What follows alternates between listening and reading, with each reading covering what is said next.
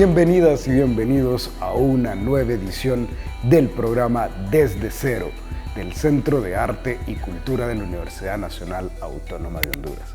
Para nosotros es un placer tenerles cada semana presentando un artista nacional, porque la idea del programa es que ustedes puedan conocer desde cero a cada uno de estos trabajadores de la cultura que día a día hacen enarbolar una bandera de cultura, una bandera también de civismo, ciudadanía, pero sobre todo de arte y de cultura.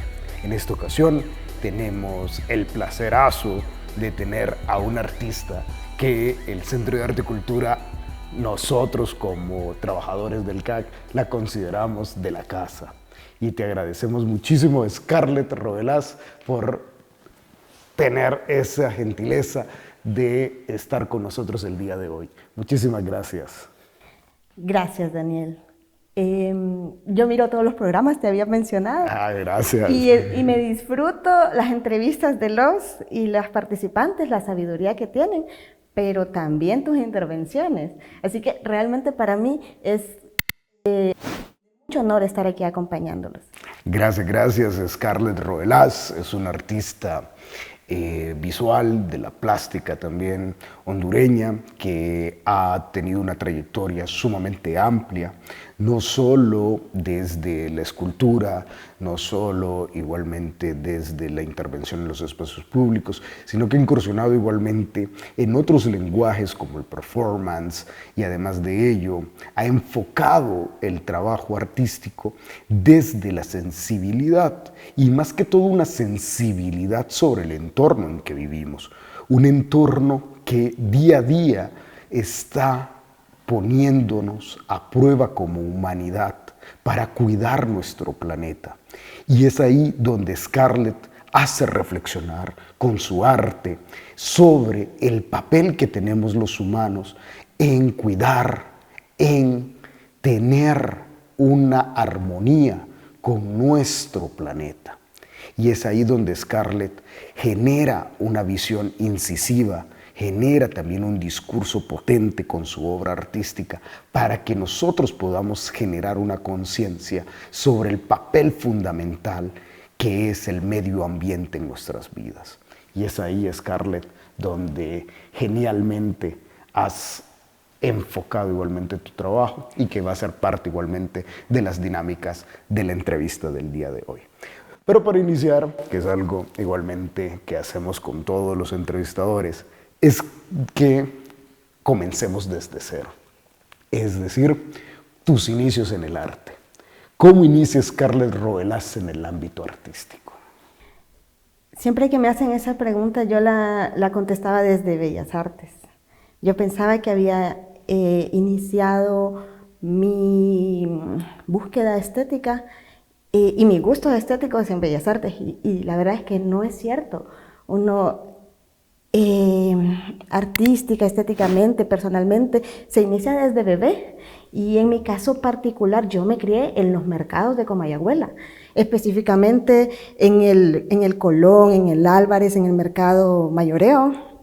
Y estos espacios están llenos de color.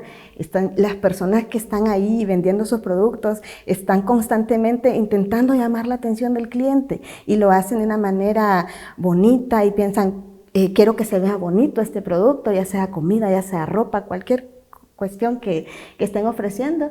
Y me di cuenta con el tiempo de que yo tengo mucho de la estética que todavía podemos encontrar en los mercados de Tegucigalpa y Comayagüela. Creo que ahí inicia en realidad. Ahora mi formación artística sigue en Bellas Artes, ¿no? Y yo era una de esas niñas, y yo creo que te pueden contar muchos artistas de que iniciamos en la escuela haciéndole los trabajos a los compañeritos.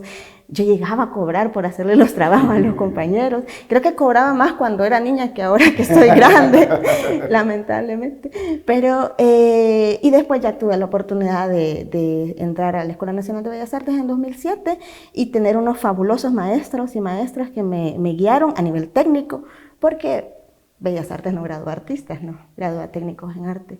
Ya uno por su cuenta va viendo si realmente quiere seguir este camino, este tipo de profesión, o se puede dedicar a otra cosa, porque Bellas Artes es un bachillerato para optar a cualquier carrera universitaria.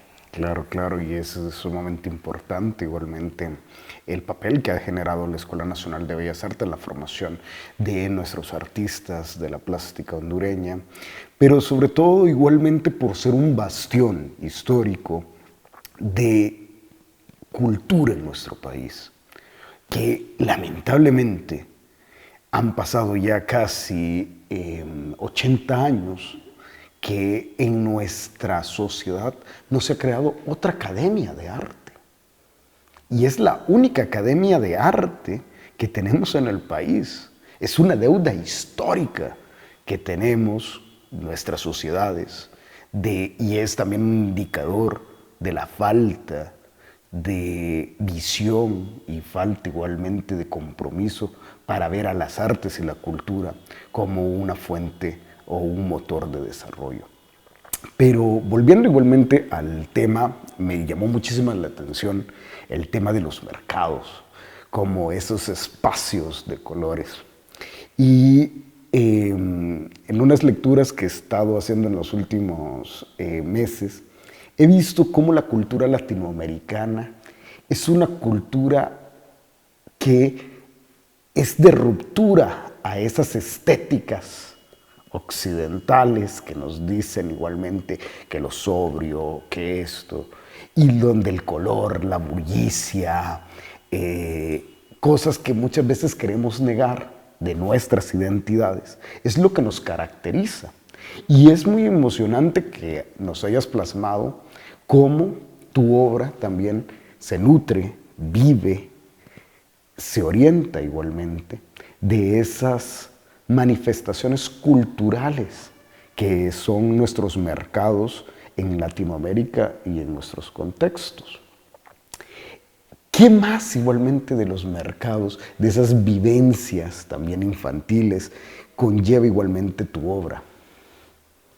Antes me gustaría regresar al tema de Bellas Artes. Después de 85 años, como bien lo mencionaste, hasta este año 2025 se ha creado un anexo de la escuela que es en Cantarranas y pues es una especie de ampliación de la escuela, ¿verdad? Levemente, y eso es bueno.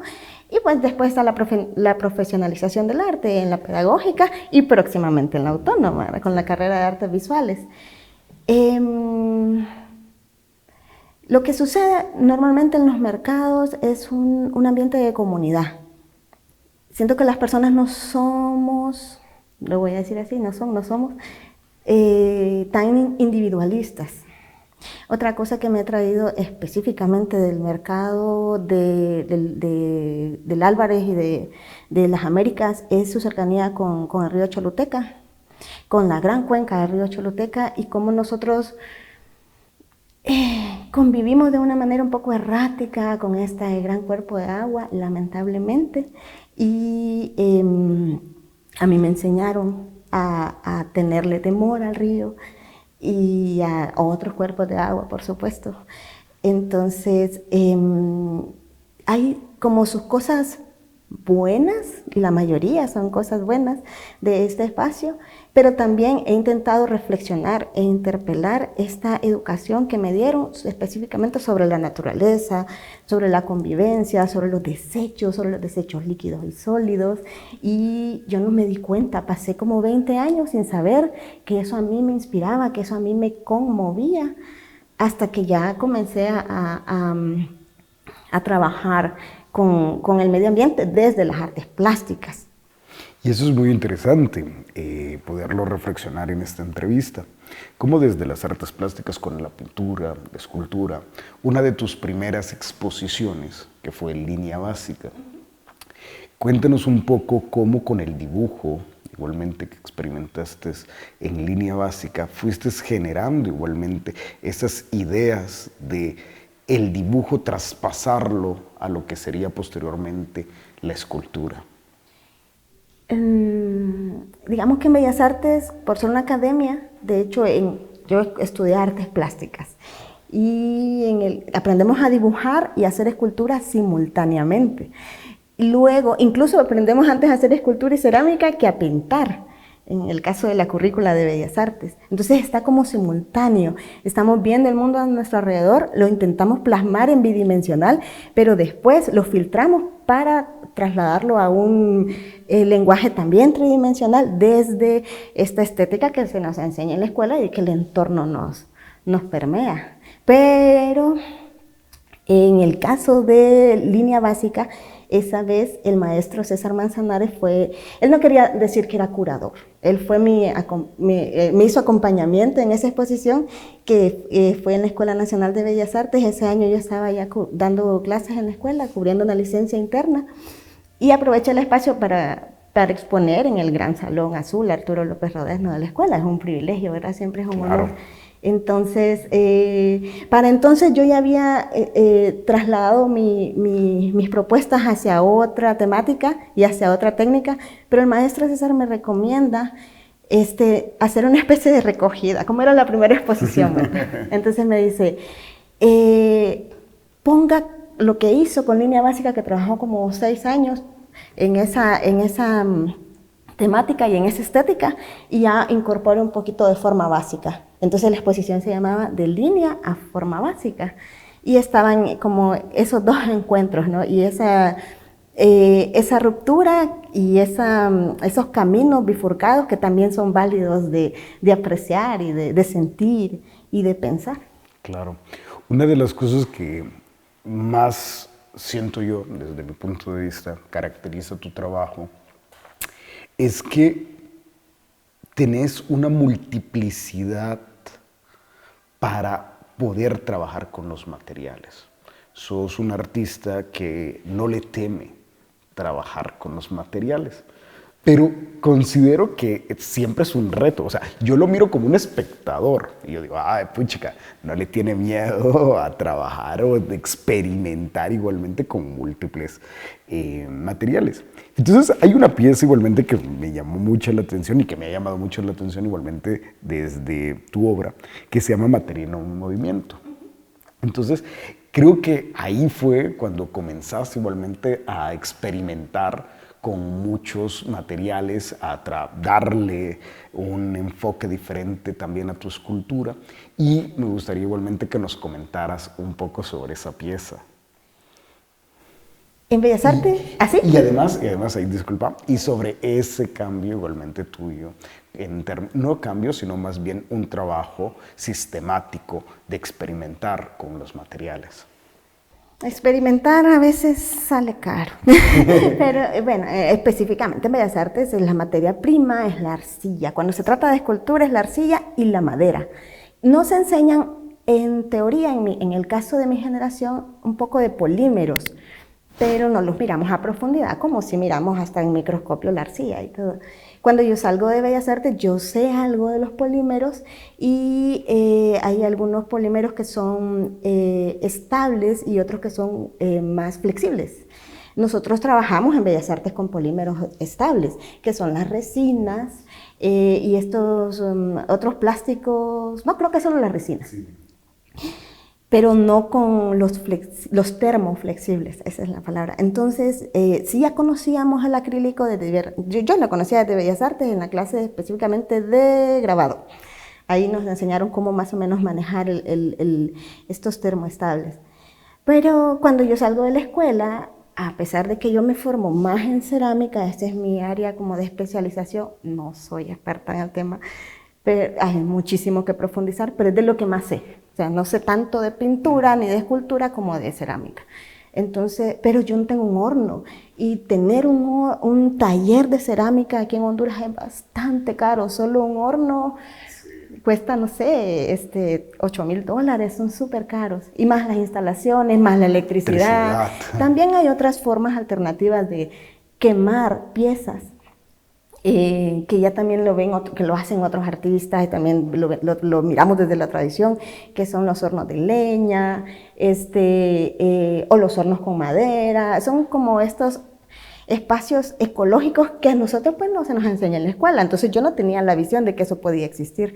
Para mí fue más fácil ir a la ferretería, comprar un polímero termoflexible y comenzar a hacer escultura. se me presenta la oportunidad de que hay un concurso en un centro cultural que se llamaba 100 años, lo cerraron. Entonces, era un homenaje al maestro Armando Lara. Y recuerdo que el maestro Carlos Lanza había hecho un escrito precisamente para la revista de Arte y Cultura de la universidad, en donde él menciona que la obra de Armando Lara es como, a pesar de ser pictórica, es como materia en movimiento. Entonces yo lo que hice fue intentar sacar de un plano bidimensional algo tridimensional. Ahora bien, ¿qué pasa? Yo no estoy consciente, soy completamente ignorante para entonces en ese tema, a pesar de que sí se nos ha inculcado la apropiación del material, de lo tóxico que es el material. Entonces, cuando yo comienzo a trabajar con este material, lo someto a calor, se evaporan sustancias tóxicas que realmente yo terminé la pieza, la terminé en 2 días, la llevé, iba muy feliz con mi pieza. Cuando llego al Centro Cultural 100 años a dejarla, resulta que casi me desmayé, pero yo no sabía que estaba intoxicada por haber construido esta pieza sin la protección adecuada. Entonces eso es algo que también en la experimentación uno va teniendo sus mieles y sus hieles, pero pues está bien. Y fue acreedora a uno de los premios, y el maestro Lara, que es a quien estábamos homenajeando en ese momento, le gustó, y pues en medio de todo valió la pena. No, y además es una de las obras igualmente que marcan también un trabajo sistemático en tu carrera artística y que igualmente lo profundizaremos más adelante. Ahorita igualmente me gustaría también, viendo y trabajando esa interdisciplinaridad que te caracteriza y que has enfocado tu trabajo, en ver igualmente cómo los trabajos que vos hablabas sobre la cerámica, que era, digamos, algo también muy recurrente. Y ahí quisiera abordar un paréntesis, el tema de algo que también te conocí muy bien siendo maestra, que es una de las cosas que también me gustaría destacar y que compartieras igualmente con el público. Ese papel tan fundamental que es enseñar. Y además lo difícil que es, porque no es algo sencillo igualmente, porque más bien cuando uno enseña, el que más aprende es uno. Completamente de acuerdo, y gracias por iniciar con esa frase. De hecho, en ese tiempo, cuando yo era estudiante en la escuela, existía la carrera de orientación con magisterio en artes plásticas.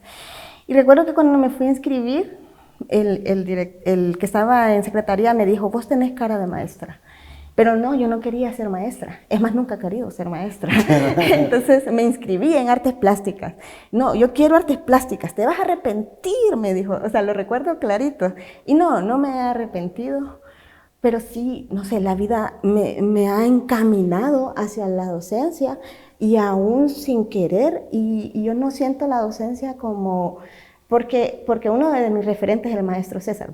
Entonces no siento la docencia como una relación vertical, sino más horizontal, independientemente de la edad que tengan los chicos o las personas con las que me ha tocado compartir conocimiento. Y es completamente cierto, y si lo miramos desde la filosofía, como decía, creo que era Sócrates, que aplicaba la mayéutica, lo que nosotros hacemos es simplemente abrir esas mentes. Todo el conocimiento quizás ya estaba ahí. Y en el caso del arte, enseñar la técnica sí es como bien estructurado y metódico, y hay que seguir pasos.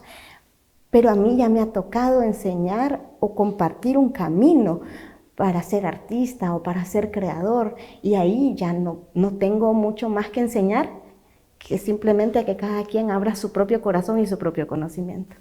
Qué genial, qué genial. Y hablando de eso, igualmente, referencio una de tus facetas más importantes, según mi criterio, en el trabajo desde lo ambiental, de tu compromiso como una artivista ambiental, en el cual has enfocado desde manifiestos, que son manifiestos que nos hacen ponernos a nosotros esa tela de juicio de qué hacemos con el planeta. Y uno de los manifiestos que has tomado muy bien para generar una línea de trabajo sumamente fuerte es la carta del jefe Seattle, que si el público no la conoce, los invitamos a que puedan buscar esta carta del jefe Seattle, en el cual se ha convertido en un manifiesto ecológico, ambiental, para reflexionar sobre nosotros como humanos, nuestra relación con el medio ambiente. Y cómo desde esta carta se convirtió prácticamente en tu brújula, en tu dirección para la creación artística. Cuéntanos un poco de ello. Creo que fue para el 2017 que yo vivo en Tegucigalpa, y específicamente en Comayagüela. Y en ese 2017 estaban sucediendo unos incendios muy extraños, bueno, provocados por el ser humano realmente. Nos estábamos llenando de humo, como ya nos ha ocurrido otras veces, ¿verdad?, en otros años. Y estaba como molesta, pero no sabía bien cómo canalizar esos sentimientos, ¿no? ¿Qué hago? Entonces, bueno, tenía como herramienta de liberación de emociones y de pensamientos el arte. Y en ese momento, por eso es importante la labor de educador, me encuentro en uno de mis libros, no libros así importantes, sino los libros con los que uno escribe, libretas. El manifiesto ambientalista, que precisamente el maestro César lo había llevado para todos en segundo año. Lo comienzo a leer y veo algunos fragmentos que realmente me calaron, pues.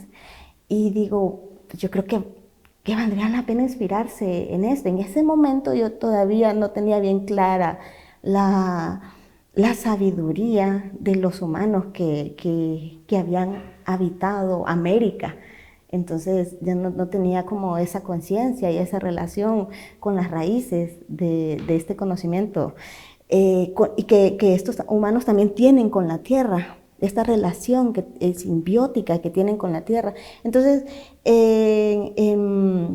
me encuentro con la carta, el Señor hace este manifiesto y me apropio de alguna manera de algunos de sus fragmentos y de ahí surgen varias exposiciones. Comienzo con Heridas Tangibles y en la actualidad sigo todavía trabajando. Han pasado varias exposiciones en las cuales he utilizado varios de sus fragmentos para inspirarme y creo que no me va a gustar la vida para hacer obra inspirada en ese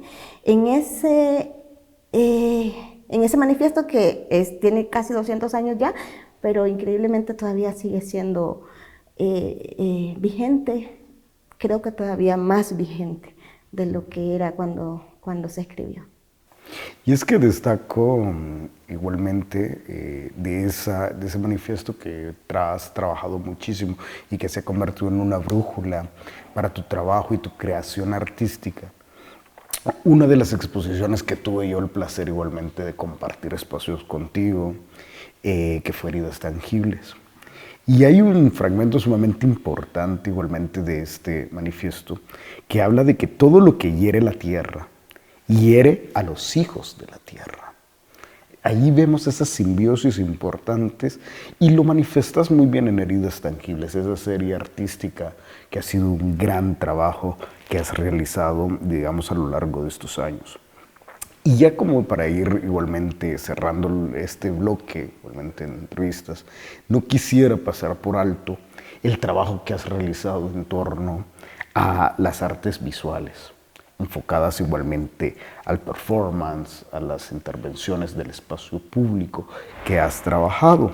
Y quisiera igualmente enfocarme en este trabajo, en este proyecto que fue la esencia del río Choluteca. Y quisiera que nos comentaras igualmente un poco de este proyecto, que es un proyecto maravilloso que has trabajado. Gracias, Daniel. Mi búsqueda personal, o sea, ya individual, con los cuerpos de agua, me llevaron a estar en diferentes espacios artísticos y en diferentes centros culturales, pero más de aquí de Tegucigalpa y de Comayagüela. En ese andar me encontré con otros artistas que también estaban interesados, y eso es lo importante de exponer estos temas, porque también uno encuentra comunidad que también le da nuevas luces y expande los caminos que quizás uno los miraba un poco difíciles. Y me encuentro con Daniel Valladares Cuyo y con Melissa Pastrana, dos artistas también visuales, plásticos y visuales, igual que mí. Entonces, Daniel, que es un académico, comienza a escribir el proyecto y se envía al Centro Cultural de España. Entramos al programa Rizoma y pues a partir de ahí, con un pequeño financiamiento, pensando cuáles eran los elementos, decidimos crear el colectivo Memorias del Río Choluteca y comenzamos con la memoria del olfato. Vamos a seguir con otro tipo de memorias corporales, pero y pues la idea de este proyecto, que sí es 100% colaborativo porque cada uno de nosotros colocó un ingrediente dentro de la pieza final, era estimular a las personas con el olor. ¿Qué recuerdan del río Choluteca? Entonces hicimos unos pequeños frasquitos con hierbabuena, porque el río Choluteca nace en la montaña de hierbabuena. Y cuando ya llega el puente Mayol, ¿cómo debería de oler, verdad? ¿Cómo debería de oler el río? Exactamente. El río Choluteca, su cuenca, tiene 210 kilómetros. Pero los 10 kilómetros que atraviesa Tegucigalpa y Comayagüela sufre, es sumamente contaminado, pero hay partes del río que están... El mismo río se limpia. No es lo ideal y no es excusa para que nosotros lo estemos contaminando de la manera que se contamina aquí en Tegucigalpa, Comayagüela y también en Choluteca. Por todas las ciudades grandes donde pasa la cuenca del río se contamina. Entonces hicimos estos frasquitos. Fuimos a la represa de la Concepción a traer agua cruda, no agua potabilizada. Hicimos investigación sobre el agua que nos viene específicamente de ahí, a las casas, al 60% de las casas de Tegucigalpa y Comayagüela. Y trajimos agua cruda, la pusimos en esos frasquitos y la llevamos al puente Mayol, creo, ahí por la antigua casa presidencial, y comenzamos a regalar los frasquitos. La gente dice, qué bien, es un perfume, lo huele y dice, esto no huele, así no huele el río Choluteca. Y comentarios como, ¿dónde es el río Choluteca? Gente que estaba pasando por encima del río. Entiendo que también pueden ser personas que no son de acá, varias cosas. Pero sí, ha sido una experiencia. Pensamos que el performance, o en este caso estas acciones poéticas, podemos decirle, estéticas, son más viables de llegar al público que quizá una pieza dentro de una pieza artística y plástica dentro de un cubo blanco. No es, o un centro cultural. No es que no funcionen, no es que no sean válidas, no es que no sean valiosísimas igual. Pero si hay otros recursos, pues también los tomamos. Y en este caso fue el recurso del espacio público. Qué excelente. Y ese happening, igualmente lo recuerdo muy bien, es una de las obras más geniales. Y una obra que nos ayuda a hacer conciencia de cómo nosotros, los ciudadanos y ciudadanas, le damos la espalda a nuestros recursos. Específicamente le damos la espalda a nuestro río. Eso que acabas de mencionar, que ni sabemos cómo se llama. También le dicen grande, el Río Grande. El Río Grande, Choluteca, correcto, pero digamos que le damos la espalda. Prácticamente hemos vivido también con el miedo a estos recursos naturales, porque lamentablemente no lo hemos podido gestionar, no hemos podido convivir con ellos. Y además hemos también ser unas personas, hemos sido unos ciudadanos en los cuales solamente le hemos dado importancia cuando están las lluvias. Más allá, no nos importa. Y lo vemos como desechadero o como un botadero de todos nuestros desperdicios. Y tu trabajo, tu arte, ayuda igualmente a esa reflexión, ayuda igualmente. Y vemos cómo el arte puede ser tan transversal en el sentido que puede cruzar esas fronteras. ¿Cómo hiciste con la investigación? ¿Cómo un trabajo artístico tenía tantos componentes? histórico, ambiental, biológico, etcétera, que fue uno de los proyectos igualmente muy importante. Y quería terminar igualmente hablando de uno de tus trabajos también importante, que es Fluidez, igualmente, que ha sido un performance, un trabajo artístico importante que has realizado y que te ha llevado igualmente a explorar y a visualizarte en otros espacios en el mundo. Cuéntanos. Fluidez nace como una catarsis. Yo tenía muy grabadas, sí, las memorias del huracán Mitch. En eso surge que Claudia Sevilla, junto con otros artistas, crean el colectivo 20 años del huracán Mitch para analizar cómo la ciudad había asimilado y que habíamos aprendido después de 20 años. Y se hace precisamente en el Centro de Arte y Cultura de Comayagüela. Y cuando comienzo, estoy pensando, previo a los 20 años del huracán Mitch, donde nace Fluidez, fue por el asesinato de Berta Cáceres. Estaba pensando cómo estas defensoras y defensores de la tierra son capaces y siguen siendo capaces de dar su vida para defender cada árbol y cada gota de todos los ríos, de la geografía de Tegucigalpa, de Honduras y de América.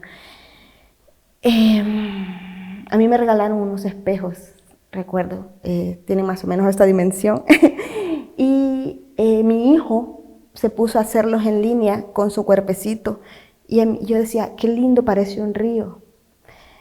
Y mi hijo ahora tiene 11 años y ha sido realmente inspiración también para muchos de mis trabajos. Entonces digo, quiero hacer esto en el centro, quiero desplazar estos vidrios que asemejan cómo debería ser un río limpio, espejar el agua, que el agua espeje el cielo y las nubes, el sol y los árboles. Y eso fue lo que hice. En 2016, creo, me fui al centro, también nuevamente con el maestro César, y realicé esta como acción que para entonces yo no lo miraba como performance, y fue la primera vez, temblaba, estaba súper nerviosa. Y luego me invitan para lo del colectivo, la vuelvo a hacer, pero esta vez ya con la intención de sacar todas las memorias reprimidas de lo que sufrimos muchísimas personas para cuando sucedió lo del huracán Mitch, las vidas que se perdieron, las cosas materiales, pues tendemos a pensar que se recuperan, aunque tampoco es cierto, se sustituyen, pero las vidas no se sustituyen.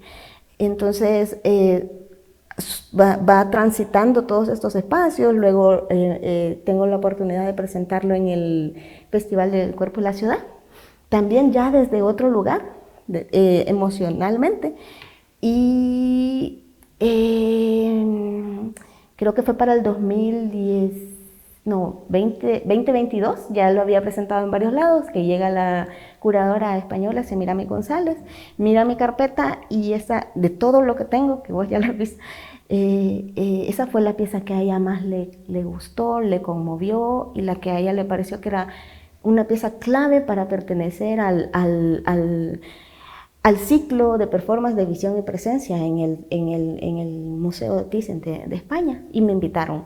Y junto con el Centro Cultural de España de Tegucigalpa y el Thyssen pude ir, presenté la pieza, y en esa ocasión la presenté en honor a Berta Cáceres, pero también a la contaminación de todos los ríos del mundo, porque compartimos el agua, no importa si estamos en América o en Europa o en Asia, el agua se comparte, todos los recursos, el aire también se comparte. Y esa era la idea. Excelente, Scarlett. Esta es una pieza igualmente que nos debe hacer reflexionar, y que igualmente ha sido de tus piezas igualmente sumamente importantes. Bueno, Scarlett, igualmente ya para finalizar ya el programa, siempre es recurrente a todos nuestros entrevistados y entrevistadas que nos comenten qué es el arte. y desde una manera personal. ¿Qué es el arte para Scarlett Roelas? Ay, la pregunta, temible. Yo sé que, y como he visto todos los entrevistados, digo, todos comparten diferentes conceptos, ¿verdad? Sí. Y entonces lo que uno va haciendo va como agarrar un collage de todos estos conceptos. Esa va a ser la idea, yo creo que en un futuro vamos a agarrar el collage de todos y decir, ¿qué es el arte?